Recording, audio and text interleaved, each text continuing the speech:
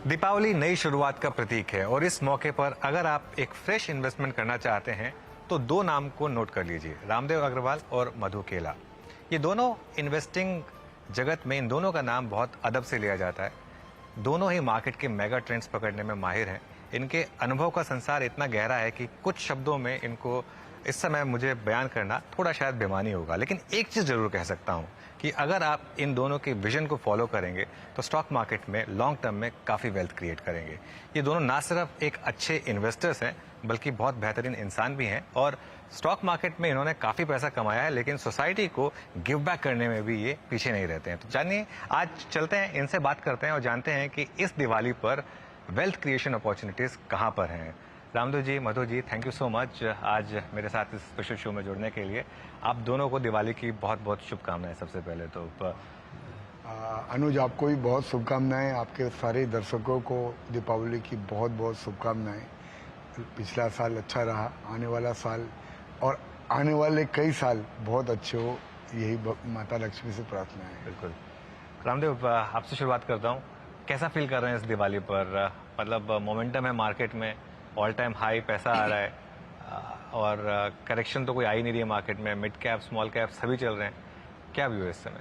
मैं मधु का अभी बोल रहा था कि मेरे लगता है मैं 35 साल वेट किया for making this career for this point of time. मुझे लगता है कि जो अगला जो 10-15 साल मेरे दिख रहा है बाजार में, ऐसा तो हम हमेशा ही तेजी में रहते हैं। 35 साल पहले भी तेजी थे, अभी हमेशा ही तेजी में रहे, खराब टाइम में भी तेजी में रहे। लेकिन जो एक्चुअली जो अभी फील हो रहा है, मतलब it looks like a absolute perfect combination. एक गोल्डी लॉक जो बोलते हैं ना, उस टाइप का सिचुएशन है। You have the perfect banks, perfect entrepreneurship, perfect capital markets, forex balance $600 billion, you are growing at 6%, 7%। आपका इवन जीडीपी ग्रोथ में भी अब अपग्रेड साइकिल है। जैसे आज एसएनपी ने बोला कि even 25-26 will be 6.9%, this year to 6.3। For SNP global to से from 6.3 next year will be 6.9। Generally this guys this year 6.3, this year, next year is 4.5। That is how you get. यहाँ पर आप बोल रहे हैं कि 6.3 और अगले साल 6.9। मैं एक बात बोलता हूँ आपको, 6.9 या 7% ऑफ 24-25 प्राइस में नहीं है। प्राइस में नहीं है? नहीं है। ओके। तो मतलब ये भी बात मेरे लिए सरप्राइज है। मैं जब पढ़ा तो मैं आपको बता रहा हूँ। तो क्या है कि ये मतलब ये मेरे को लगता है जैसे market India as a country is trended. जब जैसे कोई बिजनेस ट्रेंडेड होता है ना, जिस कहीं भी ट्रेंड चलता है तो ही उसमें लॉटरी लगती है ना। So trend has to be right.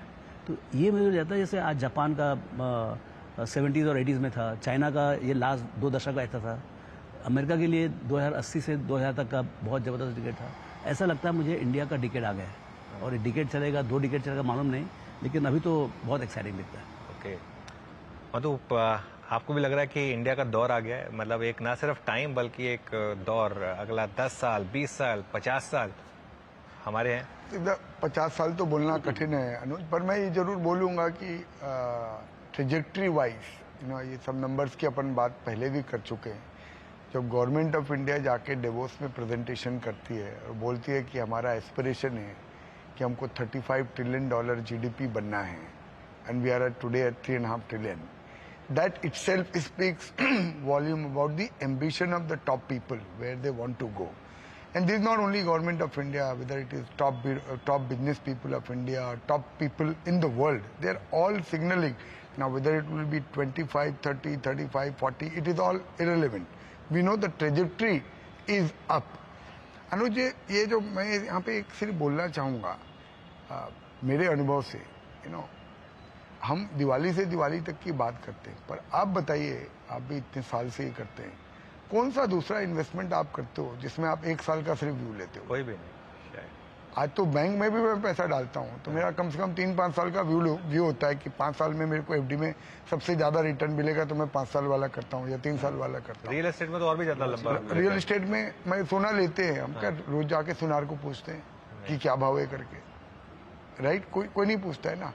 So why equity with this myopic view? क्योंकि उसमें ट्रेडिंग का थोड़ा कल्चर है शायद। नहीं मैं बोलो, हम तो ट्रेडर की बात ही नहीं कर रहे। ट्रेडर की तो लाइफ अलग है, राइट? उसको तो 1 साल का क्या, उसको तो 1 घंटे का भी व्यू लेना पड़ेगा, 1 दिन का भी व्यू लेना पड़ेगा, राइट?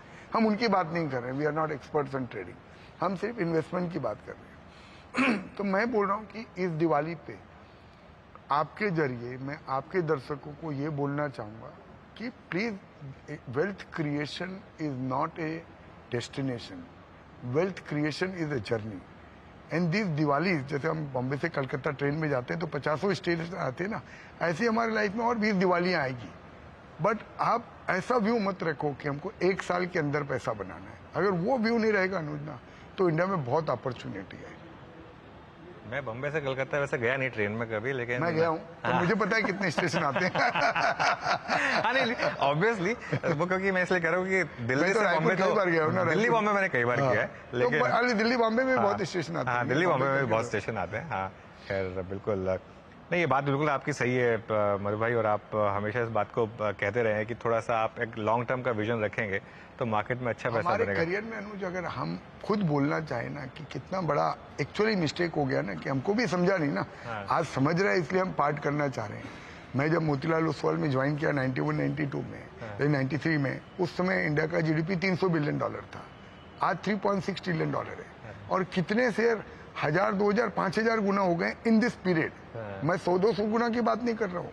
1000, 2000, 3000, 5000 गुना हुए भी शेयर से. और क्या हम लोगों ने अगर वो सब पकड़े होते तो हमारा नाम कहीं और होता ना. तो ये गलती करके ही सीखा है कि भाई कहाँ पे आपको एक व्यू लेना ही नहीं, पड़ेगा. आप लोगों ने तो पकड़े हैं, ऐसा नहीं है. हमने पकड़ा है अनुज, पर वो कैसा था, समुंदर था और लोटा पानी लेके आ गए. तो अगला लोटा कहाँ से भरे समुद्र में से रामदेव जी? इस समय मार्केट में अपॉर्चुनिटीज कहाँ पे हैं? देखिए अपॉर्चुनिटी तो पूरा चारों तरफ है. बिकॉज सी, जब कंट्री ट्रेंडेड होता है ना, तो उसके बहुत सारे ट्रिब्यूटरीज मिलेंगे आपको. सी, कोई एक सेक्टर ट्रेंड, जैसे टेक्नोलॉजी सेक्टर, जैसे 99-2000 में टेक्नोलॉजी में बूम था, तो उस समय खाली टेक्नोलॉजी स्टॉक चले. लेकिन अभी क्या है, पूरा देश ट्रेंडेड है. तो इसमें आपको फाइनेंशियल में मिलेगा, नॉन फाइनेंशियल में मिलेगा, कंजम्पशन में मिलेगा. और जो ग्लोबल ट्रेंड्स है, सी एक तो क्या है, ग्लोबल ट्रेंड्स है. जैसे ग्लोबल ट्रेंड्स है आपका, जैसे फॉसिल टू नॉन फॉसिल, तो इसमें जो रिन्यूएबल में जो काम होगा वो 10-20 साल का नहीं हो, 100-50 साल का काम है. क्योंकि अभी तो चालू हुआ है, अभी तो शुरुआत हुई है, अभी तो बातचीत हो रही है. तो इसमें यूएनओ, IMF सब कुछ जुड़ेंगे इसमें. गवर्नमेंट तो जुड़ी ही गए हैं. तो ये बहुत बड़ा ट्रेंड होगा. उसको कैसे एक्सप्लॉइट करें, मतलब तो उस टाइप का है. जैसे IC टू EV, जो EV का जो अभी देखिए आप, मैं तो कल FT में पढ़ के हैरान रह गया. अमेजॉन सूखा है, अमेजॉन जैसा रिवर ड्राई है. There is nothing on the river bed, you can run a car. ऐसा हालत है, ऐसा कभी हुआ नहीं है. It is a reflection of global warming, climate change. तो आई मीन जो भी समझ में आता है लोग तो करेंगे ही करेंगे. मतलब transition is must, IC to EV and आपका जो fossil to non fossil. So ये डिकेडल चेंज है. अब इसमें कौन बेनिफिशियरी है वो सब एनालिसिस की बात है, आपको एनालिसिस समझना पड़ेगा. So but then having that mindset कि भाई ये चेंज हो रहा है, दीज गाइज आर बेनिफिशियरी. जैसे टोयोटा ने बोला कि भाई we are coming out with solid state batteries with 1200 kilometres to be charge in 10 minutes. खत्म कहानी. फिर why should you go to petrol pump? तो इस बार मानसून के बाद अमेजन जाता हूँ, क्योंकि वरना फिर देखना रह ही जाएगा वो अमेजन का रिवर बेड में. अगले साल आएगा. इस साल का ड्रॉप वही कह रहा हूँ, अगले साल देखने चाहता हूँ. लेकिन रामदेव, प्रॉब्लम क्या है कि ये सारी अपॉर्चुनिटीज लिस्टेड यूनिवर्स में है क्या? सब लिस्टेड यूनिवर्स में. इंडिया का ये मजा है. हाँ. आप थीम निकालो, आपको स्टॉक मिलेगा. नहीं, क्योंकि आपके पास अपॉर्चुनिटी अनलिस्टेड में इन्वेस्ट करने की है. नहीं, हमारा रिटेल अनलिस्टेड में कुछ नहीं है. मैं बोलता हूँ कुछ नहीं है. अच्छा, सब कुत्ते बिल्ली हैं. बोलता हूँ ना, रियल स्टफ इज हियर. आपको जैसे बैंक्स मान लो अच्छा लगता है. हाँ. ओके, तो बैंक्स अच्छा लगता है. कहाँ है banks? ICICI, HDFC, axis, Kotak, AU, सब इधर है, लिस्टेड है. उधर क्या है? उधर तो स्ट्रगल कर रहे हैं जो है भी. सो देखिए, जब बड़ा अपॉर्चुनिटी आता है ना, तो छोटा आदमी भी कुछ नहीं कर सकता है. बड़ा आदमी चाहिए, बड़ा झोला चाहिए. तो आज जैसे रियल एस्टेट में बूम है, तो छोटे लोग क्या करेंगे? अभी तो लैंड खरीदने के लिए उनके पास पैसे नहीं. और कब तो टीम बनाएंगे, कब तो ब्रांड इक्विटी बनाएंगे. भाई ब्रांड इक्विटी तो ओवरनाइट नहीं बनता ना. आज जैसे मतलब कोई चीज में अपॉर्चुनिटी आ गई तो उसमें ब्रांड इक्विटी चाहिए. तो कहाँ ब्रांड इक्विटी? टीम चाहिए, एग्जीक्यूशन चाहिए. कौन करेगा एग्जीक्यूट? छोटा आदमी क्या करेगा? तो you need, I mean not the largest, but you need at least. तो मतलब DLF, ओबेरॉय, गोदरेज, ये नाम, ये लोग पैसे कमाएंगे. पैसे इनको ही कमाना है. जब भी ट्रेंड आएगा बड़ा आदमी ही कमाएगा. कोई एक दो, जैसे 1000 छोटे आदमी हैं, उसमें से एक आध बंदा ऐसा पीछे से आ जाएगा, वो बात अलग है. ये जैसे बजाज फाइनेंस नीचे से आया 2008 में, और आज मतलब बहुत बड़ा होगा, वो एक अलग चीज, वो एक्सेप्शन है. But generally the big guys only make money. Okay. और भाई आप एग्री करते हैं इस चीज से? आपको लगता है कि नहीं, थोड़ा सा छोटी कंपनियों में भी स्केल आ सकता है? नहीं सर, मैंने पूरी जिंदगी छोटी कंपनियां आइडेंटिफाई करी है और उसमें से बहुत इसीलिए सारी मैंने ये सवाल कंपनियों आपसे को पूछा मैंने था। बड़ा बनते हुए देखा है। आई थिंक हर बड़ी कंपनी कभी न कभी तो छोटी कंपनी थी, राइट? रिलायंस सब कभी न कभी, रिलायंस भी वो छोटी कंपनी थी, पर उसमें जो सक्सेस रेशियो है ना अनुज, वो बहुत कम है। मतलब क्या है, अगर आप 100 जगह बेट लगाते हो तो उसमें 5-7 कंपनियां ही रियल में स्केल करती है, and failure rates are very high, and it's a very skilful job I would say to be able to assess a small company, small entrepreneur, उसकी नीयत, उसकी बरकत, वो सब असेस कर पाना ना बहुत स्किलफुल जॉब है। मैं तो ट्राई करता हूँ, और आप मेरा पोर्टफोलियो जानते हो, और lot of it is in small companies with a hope that lot of them will scale up. But see, again, if there is only one way to make money, then that will be a very crowded space, right? There are people who make money in large cap, there are people who make money in mid cap and in small caps also. And that's how there is a market which has got developed. अनुज, आपका पहला जो question है ना, देखिए, जैसे मैं तो कितने दिन से बोल रहा हूँ, दिस कार्बन न्यूट्रलिटी जो रामदेव भैया ने बोला, is a very large theme. अभी आपको इसमें ना डायरेक्ट कंपनियां नहीं दिख रही है कि कार्बन न्यूट्रलिटी अगर मुझे खेलना है, पर जस्ट एग्जांपल लेके, with full disclosure and disclaimer, example लेके, what is Adani group? It's actually play और carbon neutrality, right? These companies were non-existent, let's say 5-10 years back, and they have taken a lead. A lot of their companies are playing an active role in carbon neutrality in that sense. Abhi, now valuation, this, that you have to decide. I think अगर sector बड़ा होगा ना अनुज, बहुत सारी कंपनियां आएगी, बहुत सारी कंपनियां लिस्टेड होगी। अभी हम लोग अभी बात कर रहे थे, like you know what will the transformer industry look like in 2 years from now, only because of the renewable power. क्योंकि अभी तक का जो ग्रिड है, it is operating at a 80% power load. Now if this power PLF factors are 30% and 40%, there is a lot of rectification in the grid itself which will be required. The kind of, so there is no direct play which you can identify that this is a carbon neutrality company or this is a carbon company, but there will be a lot of indirect plays, and that is where the skill is. Okay, चलिए एक काम करते हैं, एक बहुत छोटा सा break लेते हैं, और जब ब्रेक लेकर वापस लौटेंगे तो इस चर्चा को कंटिन्यू करेंगे। लौटते हैं बस थोड़ी सी देर में।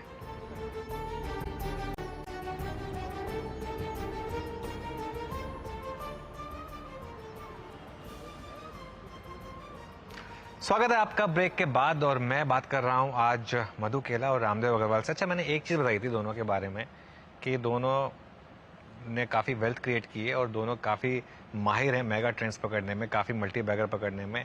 इनका एक और कनेक्शन भी है, वो है छत्तीसगढ़ का कनेक्शन। और दोनों के दोनों आप छत्तीसगढ़ से, मेरे ख्याल रायपुर से, आप रायपुर से, ये मैं तो रायपुर का हूँ, मैं रायपुर का हूँ, ये तो रायपुर से दूर, रायपुर आप करूर, धमतरी से, कुरूर से, गांव से एक्चुअली। हाँ, तो आप बचपन में जानते थे एक दूसरे को या नहीं है? आप बाद में पता चला कि हम दोनों तो एक ही जगह से। It was my aspiration to meet him. So, and I had a great fortune of being a very early part of their journey in the institutional broking. You can say I was maybe the first employee or first partner who came across in 93-94. They have huge contribution. They started the entire research-based, institutional selling. इन्होंने चालू किया। Okay, ये और एक इनके partner थे संजीव करके। ये तो दोनों मिल गए। आप लोग अभी कभी साल में एक आध बार कभी छत्तीसगढ़ जाते हैं, मतलब साथ में कभी एक ओल्ड मेमोरीज वगैरह? हम इंडिविजुअली तो जाते हैं ना, मैं तो जाता हूँ, मैं दिवाली के दूसरे दिन जाऊंगा मैं।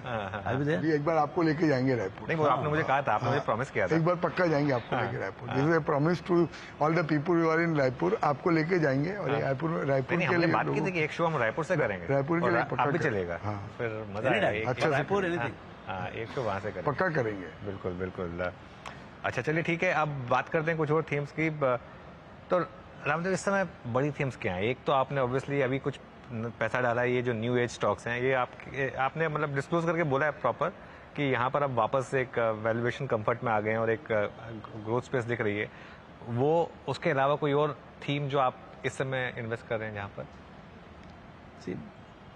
एक तो फाइनेंशियलाइजेशन ऑफ सेविंग्स हो रहा है, that is a big theme. You see the kind of जो आपका डीमेट अकाउंट्स खुल रहे हैं, नए इन्वेस्टर्स आ रहे हैं, जो आपका 1 बिलियन आपके पास बैंक अकाउंट्स है, लेकिन हार्डली 30-40 मिलियन आपके पास डीमेट अकाउंट था। हाँ।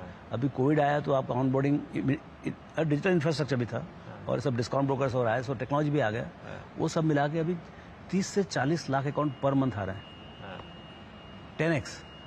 तो अभी 130 मिलियन हुआ है। आप सोचिए अगले 10 साल में 400 से 500 मिलियन अकाउंट्स होंगे, तो कैसे लगेगा आपको? 9:15 बजे लोग वेट करेंगे अनुज सिंघल क्या बोल रहे हैं। तो ये क्या है, ये अलग ही मार्केट है। मतलब capital is actually flowing into the entrepreneurship. तो ये क्या, this is a tremendous time to be an entrepreneur. So मतलब हर आदमी को आज के दिन में यदि आपके पास कोई आइडिया है तो 5-10 करोड़ रुपए मिलना एकदम मजाक बात है। मैं 87 में जब चालू किया मेरे को 2 लाख रुपए ना मिले, मैं कितना भी कहानी सुनाऊं। तो that is a change right now, and ये बहुत बड़ा बदलाव नजर आता है मुझे। अब इसका कैसे इम्पैक्ट होगा, मैं I am not a macro analyst, आप इकोनॉमिक्स लोग से पूछो कि इसका क्या इफेक्ट होगा। क्या देखिए कंपनीज जैसे आज सुजलॉन जैसे कंपनी है, 1 साल पहले तक मतलब it was debt ridden dead, आज के दिन में नेट कैश कंपनी है। उन्होंने 2 बार राइट इशू किया ना, 2 बार राइट इशू किया, एक बार QIP। या और राइट इशू तो 5 रुपए पे आया जो भी, लेकिन आज के दिन में बाजार ने उसको इतना पैसा दे दिया कि आपका नेट कैश है, आप जितना पंखा बना सकते बनाओ। ये तो मतलब इतना ट्रांसफॉर्मेशन तो कभी ये स्पीड से देखा ही नहीं मैं कभी। सी अच्छे कंपनीज का सब कुछ होता है, जो डूबी हुई कंपनी जिसको तकलीफ है कोई कारण से, बिजनेस कारण से, वो कंपनी का इतना बड़ा ट्रांसफॉर्मेशन। सो ये shape of things to come है। मेरे को लगता है कोई भी लार्ज एसेट बेस्ड कंपनी होगा जिसका बिजनेस अच्छा होगा, उसको टर्न अराउंड के लिए पैसे कमी नहीं पड़ेगी अभी। अरे वाह, बहुत इनफैक्ट ये जो आपने बात बोली ना, ये मैं बता रहा हूँ, इवन जो हमारे पास डेटा आता है, एक समय पे जो हमारी व्यूअरशिप सिर्फ मुंबई, दिल्ली और गुजरात और कोलकाता, आज की डेट में राजस्थान, छत्तीसगढ़, उत्तराखंड, हिमाचल, यहाँ से बहुत ज्यादा व्यूअरशिप आ रही है आज की डेट में। वहां से मतलब क्लियरली एक Tier 6 टाउन्स। हाँ बिल्कुल। तो आप इस थीम को फिर ये ऑलरेडी जैसे BSC, एंजल, ये सब कुछ इसमें बहुत सारे हैं। इसमें देखिए तो ये CDSL, आपका NSE, आपका participant, all the asset management company, all the broking company, all the wealth management company, ये तो सब बच्चे हैं अभी, बिकॉज इन्वेस्टर्स आए नहीं, तो इन्वेस्टर अब आने चालू हुए। तो ये कंपनी का उद्धार होगा अगले 5 साल में। ओके। जब AUM बढ़ेगा, जब आपका ट्रांजेक्शन्स बढ़ेंगे, वेल्थ एडवाइजरी, भैया जब आपके पास पैसा है नहीं तो एडवाइस करोगे आप, जब पैसा रहेगा तो एडवाइस दोगे आप। तो ये सब अब ये कैसे शेप अप होगा, क्या स्पीड से शेप अप होगा, कौन जीतेगा, वो सब समझने का है। मतलब सर आपके हिसाब से यहाँ से किसका उद्धार होगा? आप किस पर बेट ले रहे हैं बड़ी? So apart from financials, जहाँ पे clear visible, so we are betting on a lot of infrastructure companies because this has been a bad word for last 15 years between 2008 and 2020-22. lot of companies got अभी वो come back कर रही है। वो सब come back कर रही है। lot of balance sheets have significantly improved, I think. Order pipelines, we spoke about it even when we met last time, so we continue to be invested there. I am a big believer in the manufacturing China plus, and the other word which I have coined is Europe plus.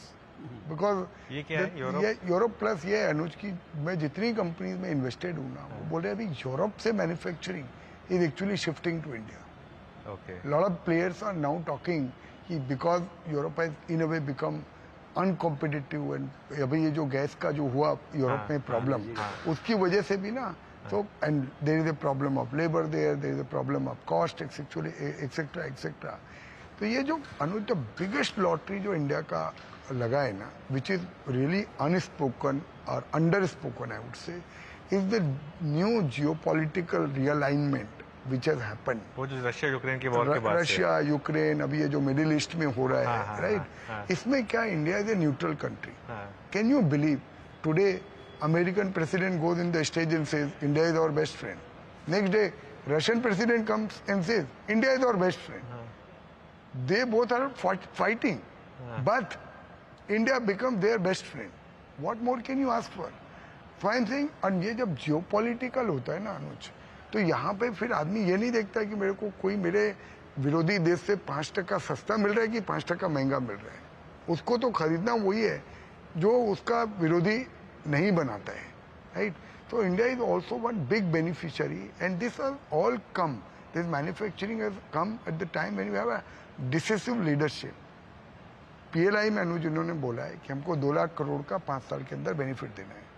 अभी 2 लाख करोड़ का benefit देने के लिए 40 लाख करोड़ का turnover चाहिए। तो मैं 2 लाख करोड़ का बेनिफिट दूंगा ना। बिल्कुल। तो बहुत सारी इंडस्ट्री जो अनकॉम्पिटिटिव थी ना, they will become kind of competitive over the next 5 years।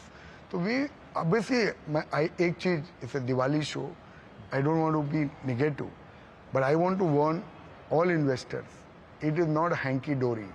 There are a lot of pockets of overvaluation, a lot of kite flying which is going on, lots of issues are coming, in SME companies.